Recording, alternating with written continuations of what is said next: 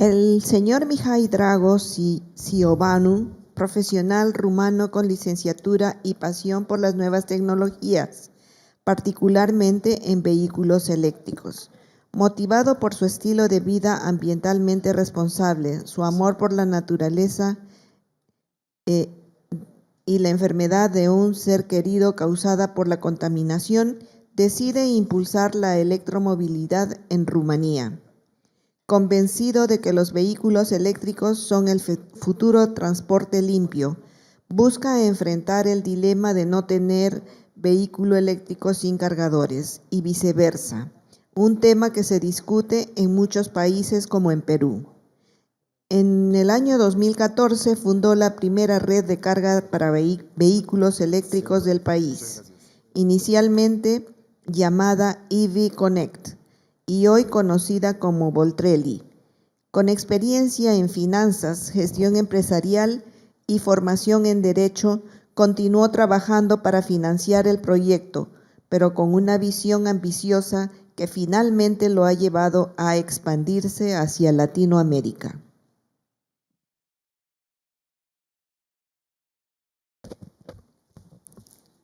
Muy buenos días, ¿me escucho?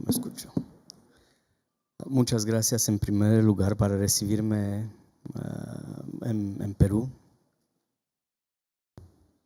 Voy a ver si pueden arrancar el primer video.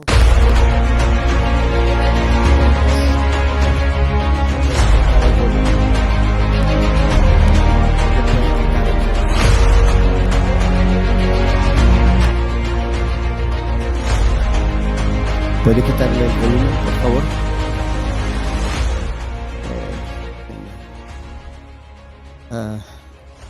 Mi nombre es Mihai Drago Siobanu. He empezado este proyecto hace más de 12 años con el intento de traer mi aporte al medio ambiente y a la novedad que trae la infraestructura de recarga de los vehículos eléctricos. He empezado el negocio en Rumanía. Llevamos en estos 12 años más de 10.000 cargadores instalados. Somos uno de los líderes en el mercado, contando con soluciones software de las más avanzadas. Tratamos de extender nuestra experiencia. Lo hemos hecho ya en el Medio Oriente, no de la manera americana, de la manera europea, en el norte de África, y recientemente empezamos a desarrollar nuestra red de infraestructura de recarga en Latinoamérica, empezando con Colombia, México, Perú, Brasil y siguiendo Chile, Argentina y Uruguay. ¿Qué es importante en la infraestructura de recarga y en los vehículos eléctricos? Porque muchos lo ven como un cucú, creo que así le dicen acá. Paréntesis, mi castellano tiene sus fallas, así que cualquier tontería digo, por favor, no me tomen muy en cuenta.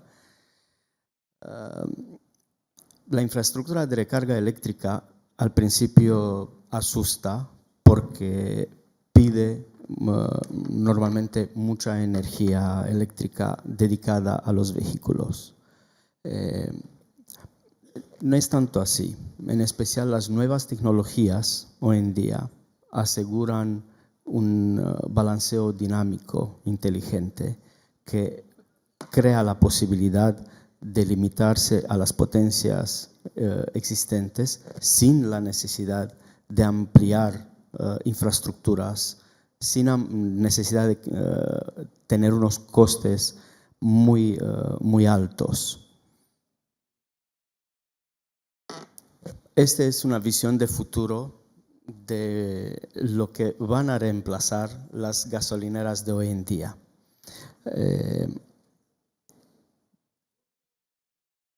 ¿Cuáles son los desafíos actuales? El primer desafío, y en especial en las zonas urbanas, es la misma contaminación. 80% de la contaminación urbana está creada por el tránsito de día a día, y de estos 80%, más de 70% está generado por el transporte público. Por eso, al menos en Europa, el primer enfoque en el cambio de vehículos eléctricos ha sido en los transportes públicos. Creo que la mayoría de las ciudades ya tienen las flotas cambiadas a vehículos eléctricos, que sean tranvías, que sean troleibuses, que sean buses eléctricos. Pocas ciudades conozco ya que tengan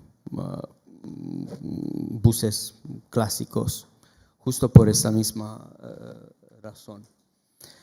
Y una vez creado esa infraestructura, ese cambio, de la flota, tienes que venir con la infraestructura de recarga. Y aquí nacen, por lo general, los proyectos, los partenariados públicos-privados. ¿Por qué? Porque los municipios dominan la infraestructura tanto de transporte como la infraestructura eléctrica en la mayoría de las ciudades, y nosotros dominamos el know-how, la experiencia de la infraestructura de recarga. Y en ese caso, en la mayoría de los casos, nos han invitado y hemos participado en conjunto, ellos asegurando los espacios y nosotros la infraestructura, y hemos instalado los cargadores. Otra ventaja de los vehículos eléctricos es que tienen una eficiencia energética de 85%, comparando con los vehículos térmicos. ¿Qué hace un vehículo térmico? Arde combustible.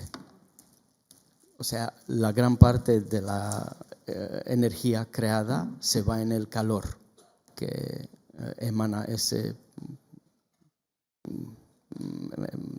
efecto, la combustión. En cambio, el motor eléctrico es 100% energía. Por eso que el arranque es terrible y las potencias de los motores eléctricos, aunque sea un motor pequeño, van a encontrar siempre 600, 500, 700 caballos de potencia. Lo que en un auto normal, corriente, con la justa llega a 100 caballos. Y, como decía al principio, el mayor impacto de los vehículos eléctricos es el impacto de medio ambiente. Le doy un solo ejemplo. La mayoría de las capitales en Europa hoy en día tienen restriccionado al máximo el acceso de los vehículos eléctricos, de los vehículos térmicos, beneficiando acceso y algunos incentivos los vehículos eléctricos y híbridos, y cada día empujando más hacia el eléctrico. Le doy un solo ejemplo. Este invierno la ciudad mía, Bucarest, ha tenido la primera vez en contabilizar, en medir en sus mediciones el 0% micropartículas de residuos de los vehículos en la zona central urbana. Lo que para mí fue wow, porque llegar al 0.0 micropartículas es una gran cosa. Y este cambio es uno de los, el cambio de las flotas es uno de esos resultados.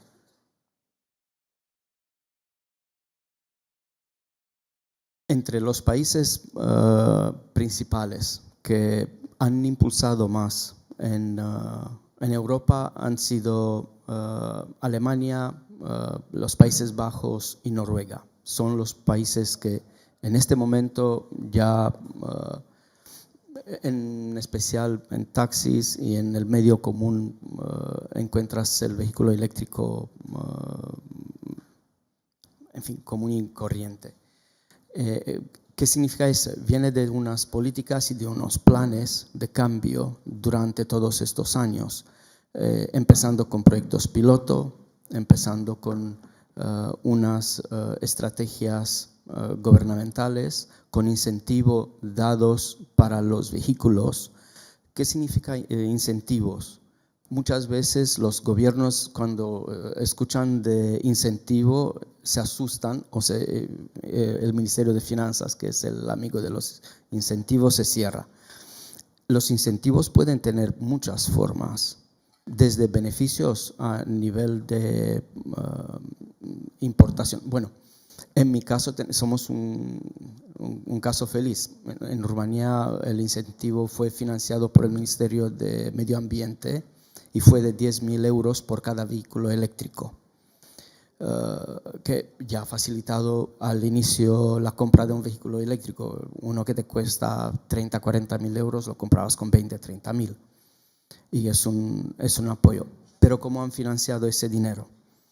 Han venido y han puesto, han dicho, y es una cosa que no viene solo de Rumanía, viene de la Unión Europea, y han dicho el poluador tiene que pagar. Entonces han puesto un impuesto en el grado de polución de cada vehículo, en Euro 6, Euro 5, Euro 4, Euro 3, etc. En función de cada propietario de vehículo tenía que pagar un impuesto. Con este dinero que se ha juntado de los impuestos, han creado por otro lado el beneficio,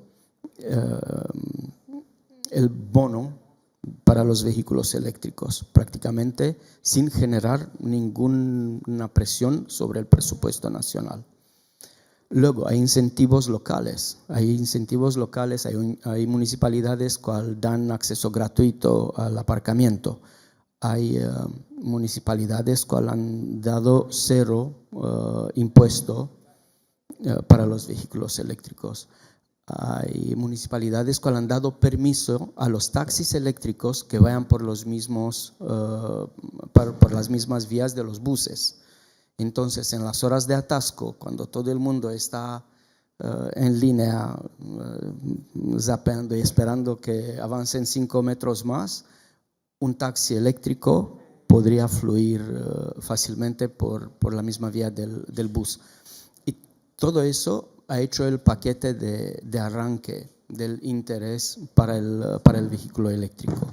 Y obviamente, pasando los años, se ha demostrado la eficacidad del vehículo eléctrico comparando con el térmico.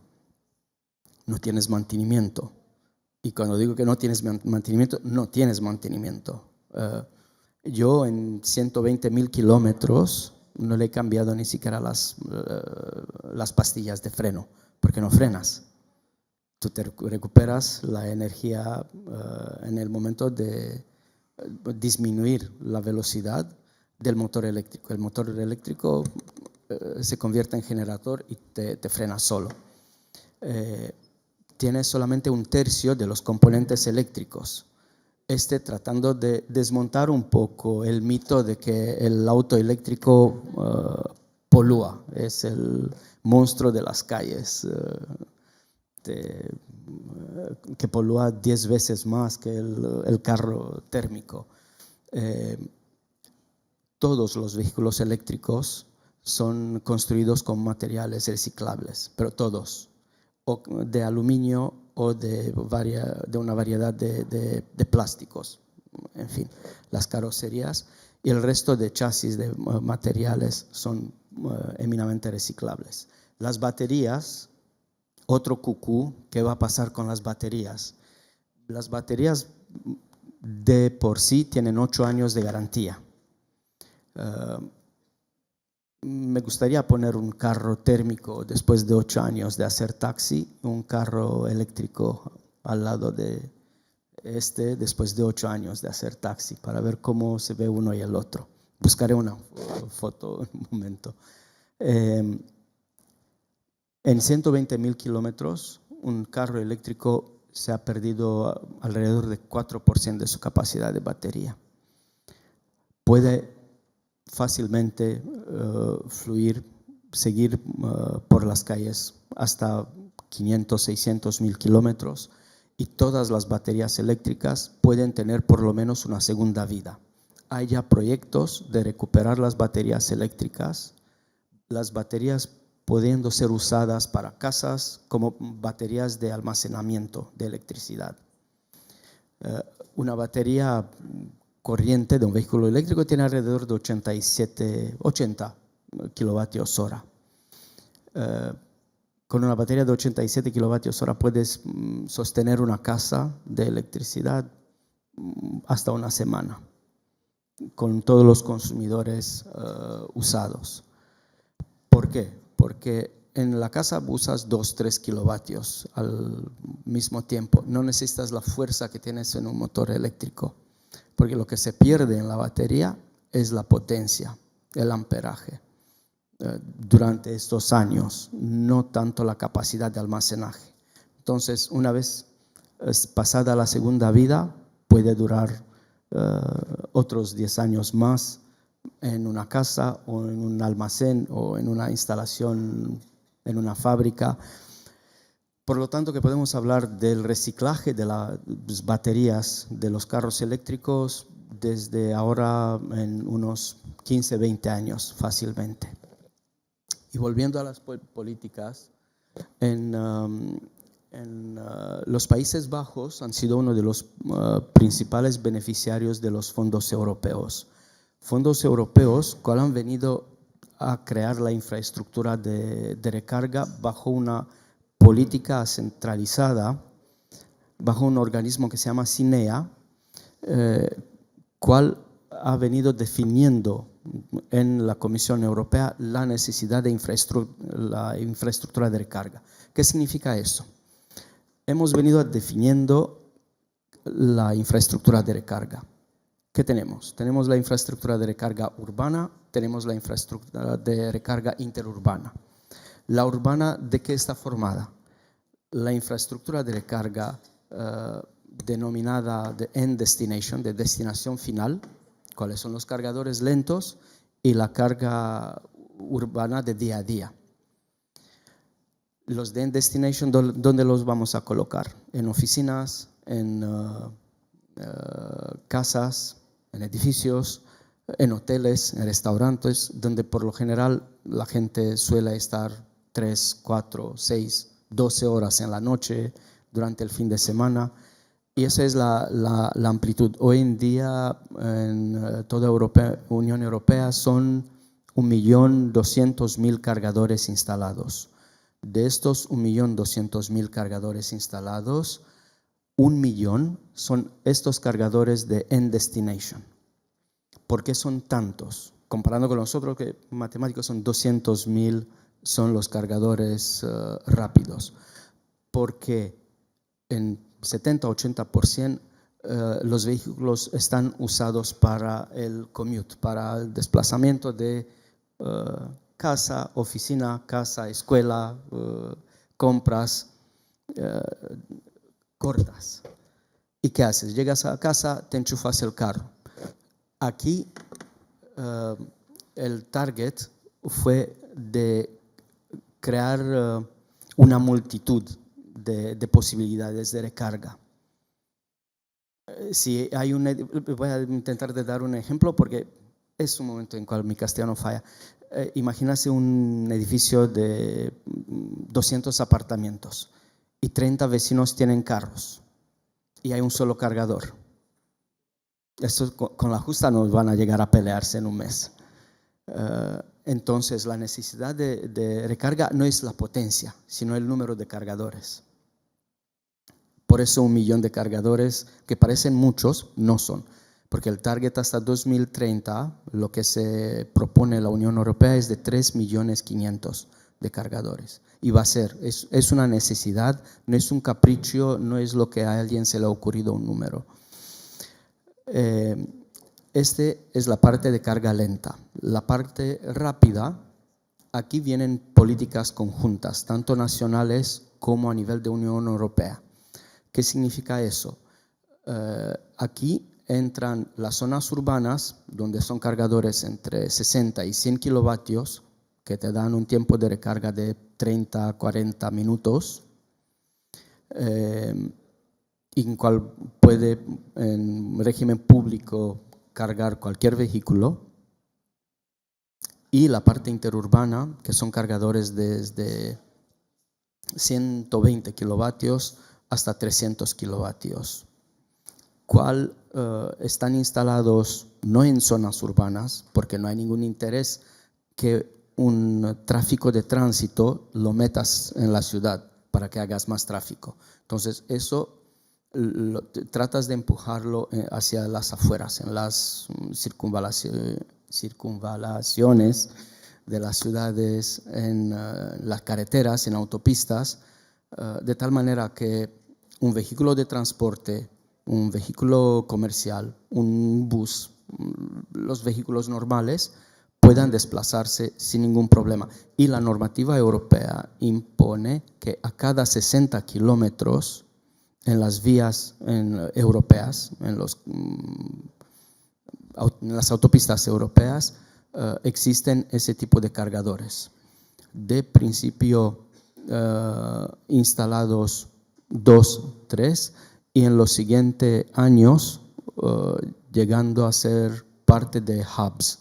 Hubs de recarga significando que tienes mínimo 16, óptimo hasta 50 cargadores. Ya he encontrado y hay proyectos en Europa Central donde al final se junta, se ramifica todo el tráfico. Y nosotros también vamos a tener los primeros 2 proyectos financiados por la Unión Europea este año, de 2 hubs de recarga en Rumanía, donde van a poder cargar incluso camiones. Y llegando a camiones, este es el último paso, cual ha sido decidido por la Unión Europea desde el año pasado, con el intento de que los camiones de mercancía, hablando de los camiones grandes de 40 toneladas,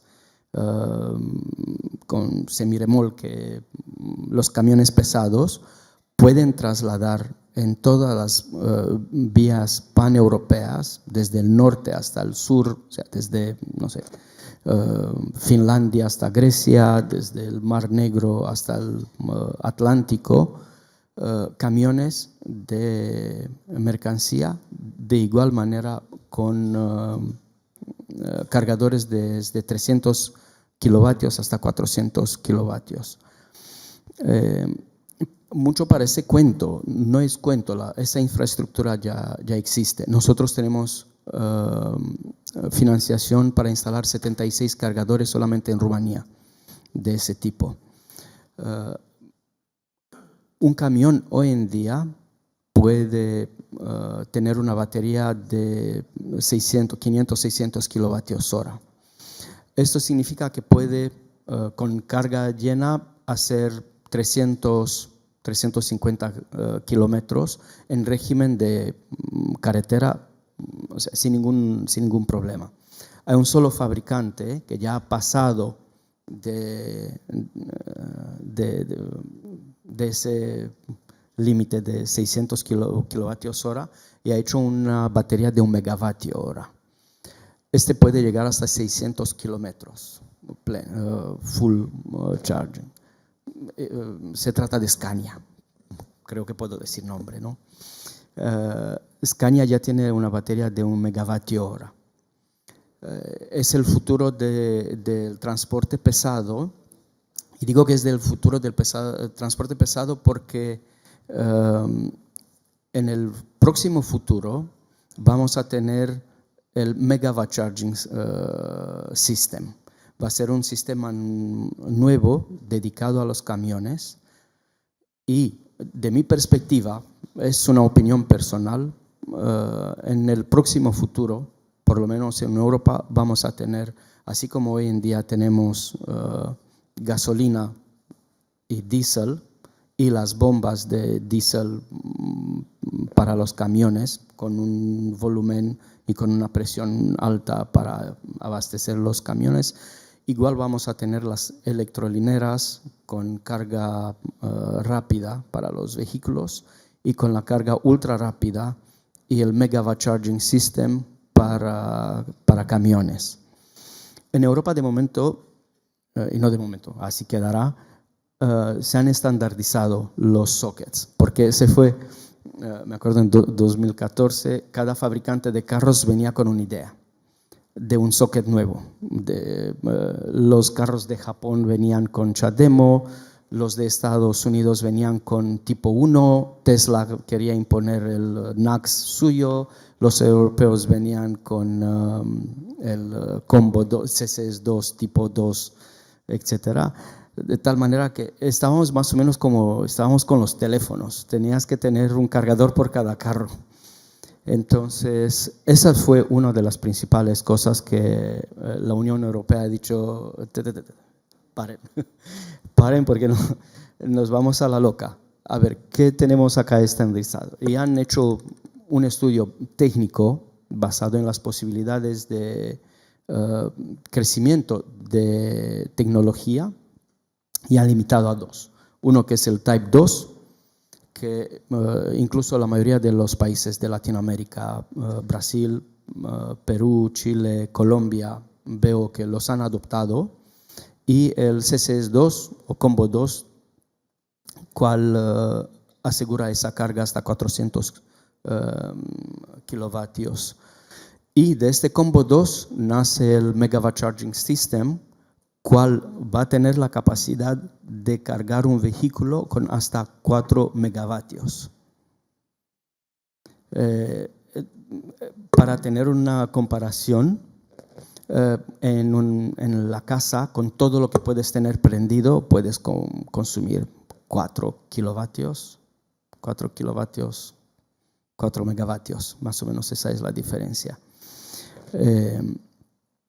Pero el pánico de esas potencias está eliminado justo por las políticas generadas por los ministerios de energía, por el Ministerio de Transporte, por las decisiones tomadas de los directivos europeos, en cual ven la infraestructura de transporte en conjunto, la infraestructura de transporte terrestre con la infraestructura de transporte de electricidad. Van en paralelo con la construcción de red de recarga, fortaleciendo la red de transporte de electricidad. Van preparando zonas de esos tipos de hubs de recarga donde va a tener el mixto de paneles fotovoltaicos de 1 o 2 megavatios con baterías de 4 o 5 megavatios hora de almacenaje. Y no por lo último, en las zonas urbanas y en las políticas futuras, al menos de la Unión Europea, se va implementando, y es obligatorio, de hecho, desde ahora, 1 de enero de 2026, el ISO 15118. ¿Qué significa eso? Son dos componentes. El primero, el más sencillo y que hace fluir mucho más el acceso de los usuarios a la recarga, con el sistema de autocharge, a través del cual el cargador te reconoce el VIN del vehículo y arranca la recarga y te cobra. Es el más sencillo sistema que puede haber. No necesitas tarjetas, no necesitas ningún tipo de conexiones, no necesitas en absoluto nada, solamente que tu vehículo esté capaz de transmitir su ID. Y el segundo paso es vehicle to grid, porque al final las baterías de los carros, aparte del susto que se van a encender, van a contaminar y van a hacer qué sé yo, qué otras maravillas me he escuchado todos estos años, son unas baterías de almacenamiento. ¿Qué significa eso? El plan es, puedes saber, imagínate que hay una avería. No.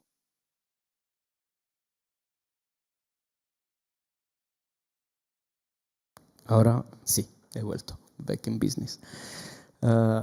Se cae la electricidad hay una inundación, hay un siniestro y se corta en una zona la electricidad. Con un camión, con 1 megavatio hora de batería, te puede sostener toda una manzana, una zona, un pueblo, con la electricidad de esta batería, teniendo la capacidad de sacar en régimen vehicle to grid la energía de la batería en la comunidad. Y ese no es una historia y no es un science fiction. De hecho, nosotros tenemos acá un vehículo en el sótano, cual cuenta con una batería de 87 kilovatios hora y cual tiene un panel eléctrico de cual se pueden enchufar hasta 5 casas sin ningún problema y estar una semana solamente de la electricidad de esa batería. Imaginarse la avería esa del gas. Toda la comunidad, todo el mundo ha entrado en una crisis porque ya no hay el gas.